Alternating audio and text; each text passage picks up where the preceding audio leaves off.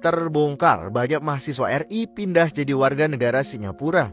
Waduh, gimana ya Pak Ustadz? Berita ini tuh lagi rame di Twitter dan setelah dibaca makin bikin sedih cuy. Indonesia menempati posisi 47, lebih rendah daripada negara Malaysia yang berhasil menempati posisi 17. Contoh, setiap tahunnya ada jutaan warga negara Indonesia yang lebih memilih berobat ke Singapura ataupun Malaysia. Pas pertama kali aku pindah ke KL ya, pertama kali pindah ke Malaysia. Assalamualaikum warahmatullahi wabarakatuh. Jumpa lagi bersama saya Iki. Gimana kabar-kabar saudara-saudara, sahabat-sahabat saya? Semoga kabar kalian selalu baik-baik saja, dilindungi oleh Allah Subhanahu wa taala, dijauhkan dari segala bala musibah dan diberi umur panjang. Amin ya robbal alamin. Oke deh, seperti biasanya Iki akan ngereksan sebuah video yang terjumpa di TikTok, dan di video kali ini Mas Iki akan ngereksan orang-orang Indonesia pindah warga negara ke Singapura. Wah, kenapa Rek? Kenapa kok bisa warga Indonesia pindah negara ke Singapura? Apa kalian nggak mencintai Indonesia lagi? Apa penyebabnya? Kan penasaran videonya seperti apa? Jangan lupa juga sokong channel ini dengan cara subscribe, like, and comment, and share-nya. Apa-apa benda boleh komen dekat bawah. Janji jangan bergaduh, oke? Ribuan WNI pindah jadi warga negara Singapura? Masa sih? Dilansir dari Dirjen Imigrasi Kemenkumham, banyak warga negara Indonesia yang pindah jadi warga negara Singapura. Angkanya bisa mencapai 1.000 orang dengan usia produktif per tahunnya. Di tahun 2022 aja, yang pindah sampai 1.091 orang. Rekor terbanyak dalam setahun. Nah, sampai April 2023 ini aja, udah 329 WNI yang jadi warga negara Singapura. Waduh, alasannya simpel, Singapura lebih terjamin dalam aspek penunjang karir dan hidup. Mungkin itu yang mereka cari di sana. Karena yang pindah ke warga negaraan juga banyak dari kalangan mahasiswa. Sebenarnya miris sih, yang pindah rata-rata usia produktif, di mana mereka seharusnya bisa menjadi masa depan bangsa Indonesia. Sama aja kasusnya kayak penerima beasiswa LPDP yang gak mau pulang ke Indonesia. Udah kuliah di BM pemerintah luar negeri, dengan harapan kalau udah lulus, ilmu yang mereka dapat bisa dipakai untuk membangun bangsa. Tapi ternyata karir untuk diri sendiri lebih penting. Ya nggak salah juga sih mereka. Mungkin mereka juga males karena terlalu banyak drama di sini. Pemerintahnya korup, rakyatnya banyak yang rasis, prospek kerja nggak jelas, apa-apa dikaitin sama agama lagi. Justru kalau udah begini, pemerintah yang harusnya sadar kalau di sekolahin ke luar negeri nggak efektif, mending biayanya dialokasikan untuk memperbaiki kualitas pendidikan di dalam negeri, biar kualitas pendidikan di Indonesia juga bisa bersaing. Aspek-aspek lain seperti ketersediaan lapangan pekerjaan, jaminan bagi anak muda bisa beli rumah, sampai prospek karir yang terjamin juga bisa mulai diperbaiki lebih baik lagi kualitasnya. Gimana menurut kamu? Guys, kalian tahu nggak kalau setiap tahunnya ada sekitar 1.000 orang warga negara Indonesia yang pindah ke warga negaraan menjadi warga negara Singapura?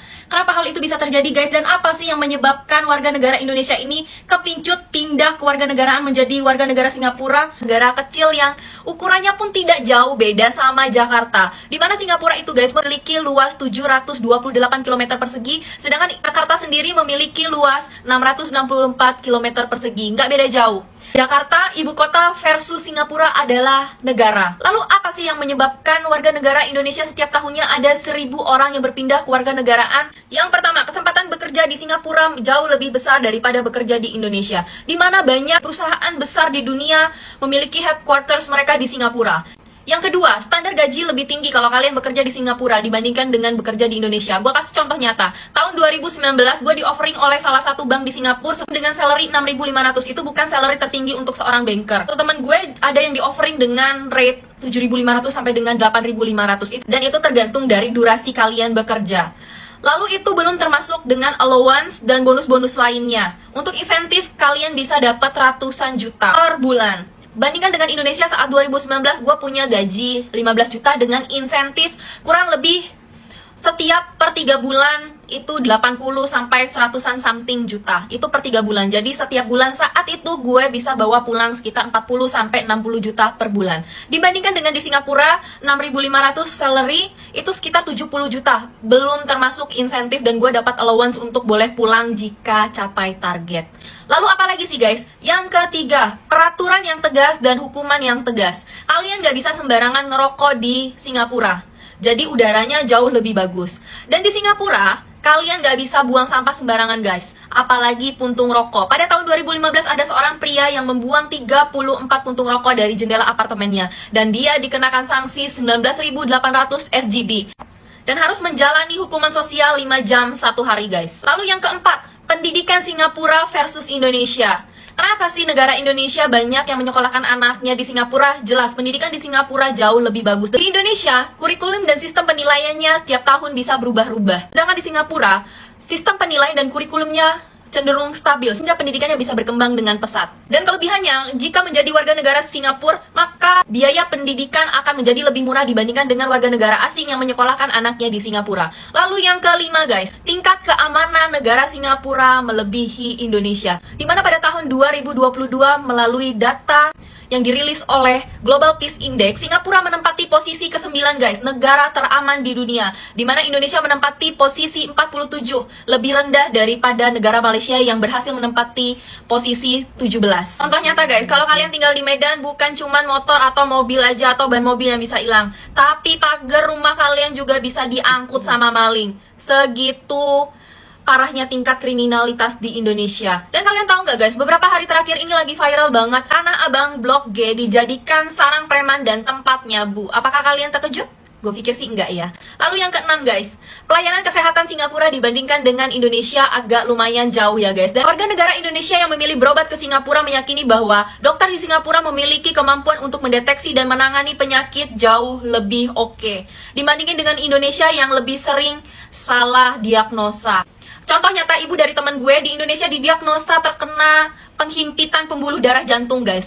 Ketika dibawa ke Singapura ternyata jantungnya aman-aman aja, peredaran darahnya juga oke, dan ternyata terdeteksi oleh dokter Singapura kalau ibu temen gue itu ada autoimun. Tes yang lain, ex nasabah gue udah meninggal, waktu itu di Indonesia dia terdeteksi alergi bulus. Namun saat dibawa ke Singapura, ternyata nasabah tersebut sudah cancer stadium 4 dan akhirnya beberapa bulan kemudian beliau meninggal.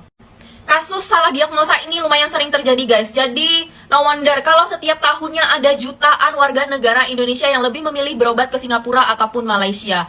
Dan kualitas dari keramah tamahan tugas medis di Singapura dibandingkan dengan Indonesia lumayan cukup jauh, apalagi kalau di-compare-nya dengan puskesmas atau rumah sakit umum daerah. Tapi bukan berarti medical di Indonesia semuanya buruk ya guys. Ada beberapa rumah sakit yang juga oke dan memiliki kualitas dokter yang juga mumpuni. Jadi nggak semuanya juga. Lalu selanjutnya menurut teman-teman nih, apa sih alasan lain yang membuat warga negara Indonesia kepincut untuk menjadi warga negara Singapura? Tulis komen kalian di bawah ya. Terbongkar banyak mahasiswa RI pindah jadi warga negara Singapura. Waduh, gimana ya Pak Ustadz? Berita ini tuh lagi rame di Twitter dan setelah dibaca makin bikin sedih cuy. Bagaimana tidak, sedikitnya ada 1.000 orang yang melakukan pemindahan kewarganegaraan dari Indonesia ke Singapura dalam kurun waktu 1 tahun aja. Dan ternyata jumlahnya pun meningkat dari tahun ke tahun. Mirisnya lagi, usia produktif mereka yang pindah itu, jadi kayak usia 25-35 tahun mereka pindah dari Indonesia ke Singapura. Padahal kan hidup di Singapura mahal ya. Nah ternyata tuh bukan jadi kekhawatiran mereka, karena mereka di sana tuh dapat gaji yang sangat tinggi, bahkan lebih berkali-kali lipat jika dibandingkan di Indonesia gitu. Kalau dari data ini, itu tuh Singapura rata-rata gaji per bulannya itu sekitar 70 juta rupiah cuy. Dibandingkan sama Indonesia, cuma 9 juta rupiah aja per bulannya. Gimana nggak tertarik tuh anak-anak muda itu? Nggak cuma itu, Singapura juga dianggap negara yang dapat memberikan kepastian. Mulai dari fasilitas kesehatan yang sangat baik, transportasi umum yang mudah, hingga dengan lingkungan yang juga tertib. Wah ini sih jadi PR yang berat ya buat pemerintah. Gimana menurut kalian? Begitulah Re, alasannya banyak alasan dan banyak juga kekurangannya ya. Jadi ya itu sih terserah mereka juga mau pindah negara kemanapun. Janji ikuti aturan, tetap ikuti aturan yang berada di negara itu ya. Contohnya seperti itulah Re. Oke Re, Mas Iki akan pastinya bertanya-tanya ke kalian, Mas kok gak orang Indonesia kok gak pindah negara ke Malaysia? Jangan salah ya. Jangan salah. Udah lama Mas, udah lama. Bahkan yang jadi warga negara Malaysia itu juga ya, yang jadi warga negara Malaysia ya, banyak juga orang Indonesia, banyak juga keturunan orang Indonesia gitu loh. Ya, jadi kalau kalian menyempurkan ini salah paham. Dan Mas Iki udah sediakan videonya orang Indonesia yang pindah negara ke Malaysia. Jom kita simak bersama-sama videonya, Rek. Jom. Mari kita kembali bercerita karena filternya sudah on. Jadi cerita ini kembali lagi pas pertama kali aku pindah ke KL ya, pertama kali pindah ke Malaysia. Jadi waktu itu aku sama temanku lagi makan di Mama. As what you guys know, I love Mama karena Mama itu kayak Indian Muslim restaurant yang jualan makanan yang porsinya lumayan oke, tapi harga itu murah, sesuai lah sama kantong anak kuliah gitu kan. Nah temanku ini Indonesia juga dan kami intiknya sama, jadi kami kayak pertama kali tuh di sana kan. Jadi pas mau makan sendoknya tuh nggak ada di meja tuh nggak ada sama sekali spoon at all, no spoon at all in the table, oke? Jadi dengan pengertian kayak bahasa Melayu sama bahasa Indonesia kan nggak jauh-jauh amat. Jadi I see a lot of people there juga pakainya bahasa Melayu gitu kan di Mama. Jadi aku bilang dong sama anehnya, maksudnya abang tuh dipanggilnya aneh kayak Indian words for bang gitu, aneh gitu.